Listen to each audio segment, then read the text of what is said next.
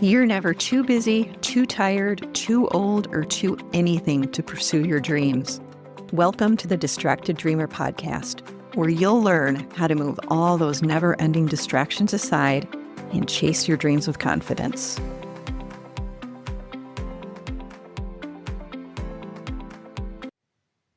Well, hello, everyone. Welcome back to the Distracted Dreamer. I'm your host, Carlene. And this is part 2 of our series on managing year-end overwhelm. And if you're just jumping in and you didn't listen to episode 54 first, you can go ahead and you can listen to it after you listen to this one. That's okay. But make sure that you catch that one, because the things that you can put into action from this episode are going to be so much easier to do when you've put the things from episode 54 into action first. Okay? So let's dive in, because, this season, it always comes with a lot of big dreams, doesn't it? Like, oh, let's have the perfect holiday and the perfect ending to the year. But you know what? Sometimes life just doesn't match that picture. And that gap, it can create a lot of stress for us. That's why I have 2 episodes dedicated to this. Before we dive into today's episode, I want to check in with you. How is your pause practice going? Remember last week we talked about practicing the pause and how even just a single breath or one mindful moment or a quiet 5-minute walk, it counts. It counts. Your nervous system notices. If you're trying, it means you're practicing. And if you're practicing, it means you're growing. And so today we are going to actually turn things outward, because once you've learned to calm your internal state, you are in a much better place to make thoughtful, grounded choices about the things that trigger stress on the outside. So let's name a few of those things right now. That never-ending to-do list, yeah, that's something that you can have a little bit of control over now that you've calmed your nervous system. What about all those complicated family dynamics and relationships? Ooh, calming your nervous system, super important for that. What about all those exhausting or outdated holiday traditions that might not be serving you? What do you do with that? And then there's all the guilt and pressure that makes it really hard to say no when you really know that is the right answer. No is the right answer. So does any of that sound familiar? Well, of course, you're not alone, because these are some of the biggest stressors that swirl around us at the end of the year. And today's episode is all about how to manage those differently so that you can reclaim your time, your energy, and your joy during this very busy season. We are going to start where most people want to start, and that is we think about, when we're busy, we think about that to-do list, whether it's a written down to-do list or the one that just keeps going around and around in your head. Let's be honest, most of our to-do lists, they are way too long. And it's not because we're lazy and we're not doing the stuff or that we're bad at planning, but it's because we don't always stop to ask why something is even on the list. I wanted to mention this before we dove into all of this, is make sure that you have something that you can take notes with, because I am giving you a lot of information today with step-by-step instructions on how to manage some of these external stressors for yourself. If you need to, hit pause. Go get something to take notes with, or open up your apps, whatever it is. And obviously don't do this if you're driving. You will come back and you will re-listen to the episode. You can fast forward me and all that good stuff. You are going to want to capture this stuff. All right. So what I want to do now is we're talking about your to-do list, and I'm going to walk you through a prioritization method that can literally change the whole arc of your day. And you will stop beating yourself up for not getting everything done. Okay, so this is super simple. Step 1 is write it all down. What I want you to do is think of everything that you have to do between now and the end of the year. It can be holiday related, it can be health related, it can be family related, it can be work related. It does not matter what it is. Dump it all into one list. There's no order, there's no filtering, nothing. Just brainstorm, dump it right onto a piece of paper. Okay.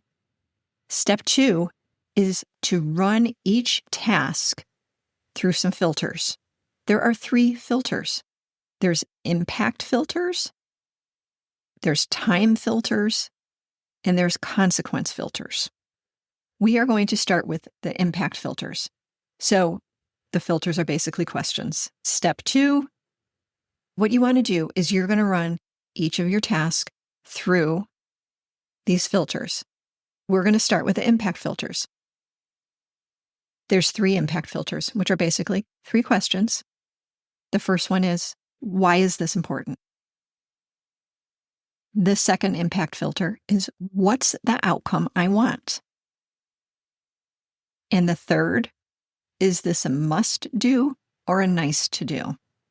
I don't want you to overthink these. Like, this is not about you sitting there contemplating your answer to this. This is like you ask the question, bumping it up against one of those tasks, and you're going to know, why is this important?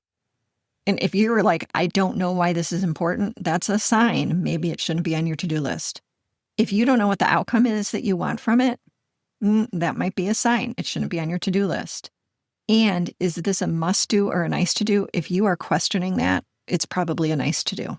If you have to convince yourself it's a must do, it's a nice to do. It doesn't belong on your list. Okay. The second kind of filter is the time filters. There's just 2 questions here. The first one is, do I have the time and energy for this? Yes or no? And the second one, does it need to happen now? Come on now. You look at that list, and I know there are things on there that can wait until the new year. There are things on there that you're like, but I really wanted to get this done. No. This is not the time for that. This is not the season that you should be overloading your to-do list because it's something that you just, oh my God, I just have to get it done. If it doesn't need to get done now, then it needs to come off your list. Then the third kind of filter are the consequence filters. So there's 2 questions for that. Is ask yourself, what won't get done if I do this? So if you work on that task, if you do that thing, what else isn't going to get done? There's always a trade-off. There's always a trade-off. You are one person and you cannot make more time. And then the other consequence filter, I love this one. Will anyone notice if it doesn't get done? That is anyone but you.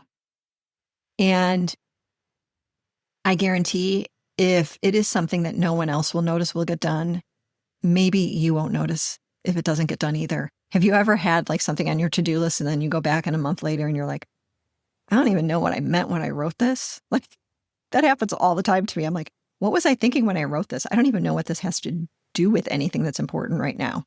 So will anyone notice if it doesn't get done? Will you notice it a month from now if it's not done? If not, probably doesn't belong on your to-do list. Step 3 is to schedule only what matters. So you went through those filters. You asked the hard questions. You didn't overthink it. You were like, nope, this one can wait. This one I can kill completely. But this one's going to go on a later list, not during my very busy end of year season. No, it's not getting prioritized right now. The only thing that should be on your to-do list is what is a priority right now. And the only way that you're going to get those things done is to schedule them. If you don't put it on the calendar, it's not going to happen. So you're going to take the tasks that pass all those filters and actually schedule time for them.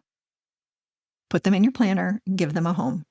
And like I said, step 4 is then to move everything else to a not now list. It's either deleted, like it's a never, or it's a not now. But for the ones that are not now, make sure you don't delete them. You just want to store them. Because cluttering your current to-do list with the maybe someday tasks, it makes you feel like you're failing when you're not. Then the 5th step is to just revisit and reassess. Always revisit and reassess your list and bump it up against those filters. Your to-do list, you have control over it. Step 1, write it all down. Step 2, run each task through the filters, which are those questions for impact, time, and consequence. Step 3, schedule only what matters. Step 4, move everything else to a not now list. And step 5 is to revisit and reassess daily, weekly. And remember, if something lives on your not now list for weeks without moving, you kind of have to ask yourself, why is it there at all? Let the busy work and the people-pleasing tasks, let them fall to the side.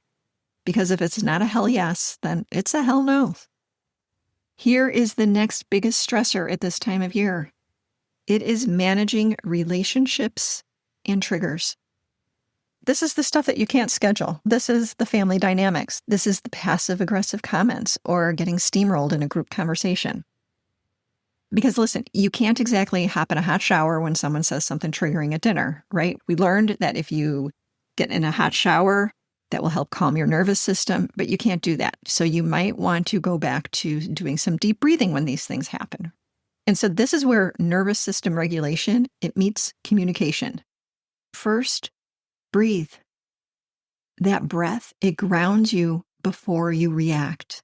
Drop your shoulders, feel your feet on the floor. And then what I want you to do is I want you to respond using some tools from Jefferson Fisher. He's a lawyer and an author of The Next Conversation. And if you haven't followed him yet, do it. He's incredible at teaching you exactly what to say in tricky conversations.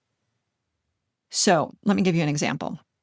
When someone is constantly interrupting you or derails a conversation, Jefferson recommends saying, "Hey, I want to hear what you're saying. Let me just finish my thought first." That's simple. It's respectful. It's direct. But when you're sitting there upset that somebody is interrupting you or they have topic changed on you, it's really hard to think of what to say that is respectful and direct. And this is one of the things that bothers me most in conversations is the constant interruptions and the topic switching. And so I have learned how to just say this like, "Hey, I really do want to hear what you're saying, but let me just finish my thoughts first, okay?" So if that's something that bothers you, that's how you respond. Or here's another example. When you get a passive-aggressive comment at the table, try this. And this is according to Jefferson Fisher. Say, "I'm not sure what you meant by that. Can you clarify?" And you know what? He says that one sentence, it shuts it down. It forces the person to own their words, and usually they back off. So, what's the one dysfunctional conversation that gets you every time? Identify it, and then study Jefferson's work. Practice the words. Have the script ready, and you're going to feel so much more in control when it comes up. And you know what? You cannot change the other person, but you can change how you respond to them. So you want to respond, you don't want to react.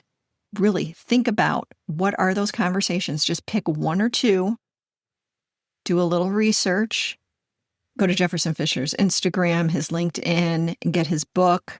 You can probably Google AI this and it'll pull up all the things that he recommends. Just pick one or two and practice. Practice it. So when you are sitting at Christmas dinner and it happens, you feel in control. Here's another thing that comes up over the holidays, our traditions. Traditions, they're beautiful until they become exhausting. If you are questioning whether a tradition is still worth your time and effort and energy, or if it's still meaningful, then you want to ask yourself these questions. And the first one is, I just gave it away, is you want to ask yourself, is this tradition still meaningful? And then you want to ask yourself, does it still serve the family in its current form? Maybe it's something that's been done, I don't know, when people who aren't even with us anymore were here, and nobody is really feeling attached to that tradition anymore, but you keep doing it just because you don't want to be the person who says, maybe we shouldn't do this anymore. And then you have to ask yourself, who's doing the emotional labor or the physical labor to keep the tradition going? Here's an example. Let's say you always host a holiday cookie decorating party, but now the kids are older and you're swamped and no one even eats the cookies. You can say, hey, if this is still important to everyone, I'd love to find a way that we can all pitch in. Or maybe we come up with a new tradition that feels a little lighter for everyone. I just want you to remember at this time of year that traditions, they can evolve just like we do. When we actually look at our traditions, it kind of clears the way for us to look at it and go, what else do we want to do now? What's a tradition that we want to start now? I think it's one of the coolest things to start a tradition. Like, I love all the traditions that we have. And I don't think there's any that I want to get rid of. But I also do like creating new ones, especially with new generations that come into the family. Just think about that and have an open conversation and make it fun with your family. The next thing that we need to do over not just the holidays, but the end of the year season is we have to learn how to say no. Saying no helps manage all that stuff that's swirling around us. Let's look at what you've already done here. You've done the work. You've cleaned up your to-do list. You have clarified what matters most to you. But here's the truth. All that clarity, it goes out the window if you don't learn how to say no.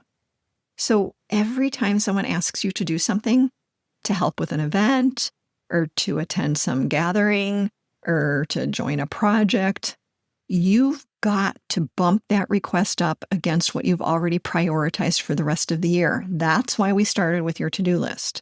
Because based on your current time, energy, and capacity, the only way to say yes to something new is to bump something else off the list. The real question becomes, is this yes worth it? And if you want to be intentional and not reactive about your time, here are 5 questions to help you get clear on whether a no might be the most loving, aligned answer you can give to yourself and to the other person. When somebody asks you to do something between now and the end of the year, the first question you ask is, does this align with my current priorities and goals? Maybe you're like, well, right now I promised myself I'd protect my weekends so that I could get the house ready for the holidays. As fun as this sounds, what you're asking me to do, it doesn't move me towards that goal. Or maybe you're going to say, hey, I'm focusing on rest and simplifying right now, and taking this on, it pulls me back into busy mode. See, you can say no. So does this align with my current priorities and goals? You have to remember what your current priorities and goals are. That's why you have to go back up to your to-do list. The second thing that you need to ask yourself when somebody asks you to do something new is, am I saying yes out of guilt or obligation? And maybe this sounds like, if I'm honest, I only want to say yes so they're not disappointed. But deep down, I don't actually want to do it. Or another version might be, you know what, they've helped me before, so I feel like I owe them. But I know my worth isn't tied to always saying yes. The third question you can ask yourself is, will saying yes to this cost me time, energy, or focus that I can't afford to give?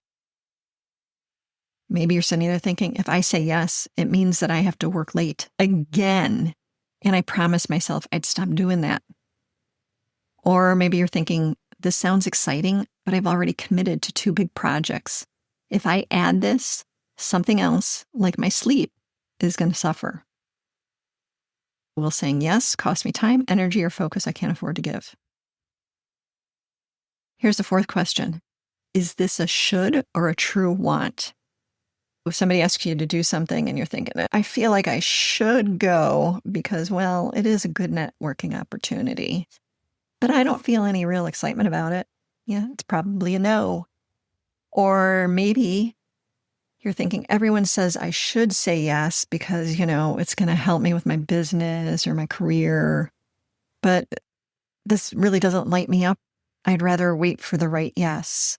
So then wait for the right yes. This should be a no.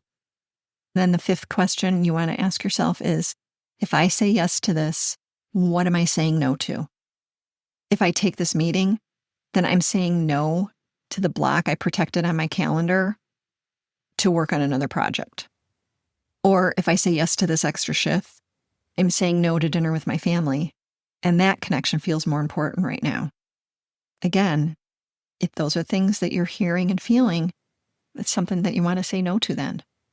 Here's the bottom line when it comes to saying no is you don't really need a script. You need clarity, because your script is no.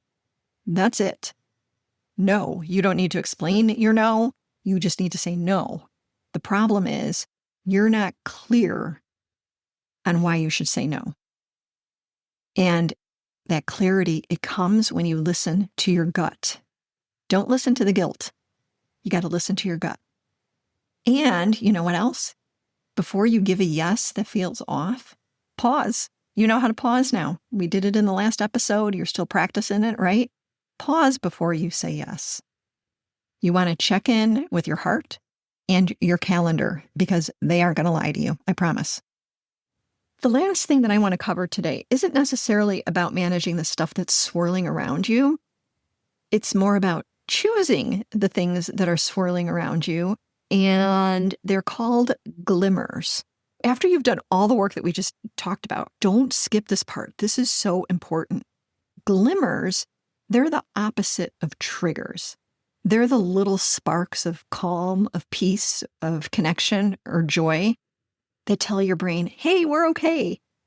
And what I want you to do is I want you to find them. And this, you have to be really intentional about this. And I'm going to give you some tips on how to find some glimmers because that is where the joy is. This is supposed to be the season of joy. Let's find the joy. A lot of people say, oh, go create the joy. That seems like a lot. But you know what? Joy already exists. You just got to pay attention. So here's some ways that you can find them. The first one is to notice them. I know that sounds obvious, like notice them. I am talking like a hot cup of coffee. Or what about when a stranger smiles at you? It could be the lady that's checking you out at Walmart. Maybe it's the way that the sun is hitting the grass or the flowers outside. Another thing that you can do is you can take a joy photo. This is a great thing to do for the rest of the year, is to take one picture a day just for you. It doesn't matter at all what it is. It could be a picture of that coffee. It could be a picture of your dog. I'm terrible at taking pictures, and I'm thinking, gosh, I should do this now that I'm talking about this. But people, I see them, like they're not taking pictures of people necessarily. They're taking pictures of things, of sceneries, of signs, of just random things. And find those random things throughout your day and take a picture of it. And don't post it. No, don't do that. This is just for you. This is for you. And keep them organized in your camera roll. Make a separate little folder for them. And just look at them. Those are your glimmers. The third thing that you can do is you can say it when you feel it. If you feel that you are so happy to see your daughter, say, oh my God, I'm so happy to see you today. Say it. So many times we feel things, but we don't express it. And you know what? It's such a gift to let other people know that. And when you verbally say that to somebody, it really sits different with you. It sits like in your body and in your heart, and you feel it more. So when you feel it, say it to someone. When you love someone, say you love them. And that is going to give you joy. And it's going to give the other person joy too. The fourth thing that you can do is practice future nostalgia. I do this all the time. And the question that you ask is, will I miss this moment someday? Now, I've had a lot of these moments with my beautiful granddaughter, and the moments that she falls asleep on me, and I'm just feeling her breathe up and down, and I'm just looking at how peaceful she is. I think I'm going to miss this someday. And I'm not doing it from a place of like, I'm feeling sad. It keeps me really grounded, and it makes that moment that much more joyful for me. So what are those moments that you have that you're like, I'm going to miss this someday? That's an opportunity for you to get really present and soak it up. Soak up that moment. Soak up all the feels. The fifth thing that you can do is you can add an upside to your complaints. So what does that mean? Well, it means if you're going to complain, then you have to say something good. Yes, I know, it's like the silver lining. It makes a big difference. Our weather is very unpredictable here in Tennessee. And one day it's, beautiful 70 degrees, and the next day it's 40. And it's real easy on those 40-degree days to go, oh my God, it's freezing today. Oh, I don't even want to go out. I'm complaining. But you know what? Then I'm like, oh, but I do love this jacket. I haven't been able to wear this in a while. That's an upside to my complaint about it being freezing today. So when you catch yourself complaining, add something good about it. It's freezing today, but I do love this jacket. You have to train your brain to look for glimmers. And then you know what happens? Joy becomes a habit. Try that between now and the end of the year. Your glimmers are to notice them, take a joy photo every single day. Keep it just for you. Don't post it. Don't post it. Say it when you feel it. Practice future nostalgia. Will I miss this moment someday? And add an upside to your complaints. Let's recap. Today, you have learned how to prioritize what matters most. You have learned how to navigate through tough conversations with calm. And I will leave the links to Jefferson Fisher's book and his socials in the show notes for you. You have learned how to rethink traditions, and you have learned how to say no with clarity and trust yourself with that. And most importantly, you have learned how to keep your eyes open for glimmers of joy. Now, you know what? This season, it doesn't have to be perfect. And I'm going to tell you, it's not going to be perfect, but it's yours. It's your season. So here's your challenge for this week. Say no to one thing that doesn't align. Just one. What if you let go of one tradition that's not working anymore? Or you can create a new tradition with your family. Or you can spot one glimmer and really hold on to it. Now, we may not get the picture-perfect season that we dream about, but I'm telling you, with a calmer nervous system and a plan like this that supports your peace, you can create moments that feel very meaningful and very joyful for you. If you want to keep the joy going, why don't you go ahead and share this episode with somebody? Because we all need a little bit more joy in our lives. I want to thank you for being here and for taking the time to take care of yourself during this very busy time of year. Please rest. Please breathe. Please pause. And please find the joy and experience it to its fullest. And I will see you in the next episode. Bye for now. Oh, and one more thing. This is the legal language. You know, the stuff that the lawyers put together, and they say that I need to read this to you. So here we go. This podcast is presented solely for educational and entertainment purposes. I'm just your friend. I'm not a licensed therapist. This podcast is not intended as a substitute for the advice of a physician, professional coach, psychotherapist, or other qualified professionals. Got it? Good. I will see you in the next episode.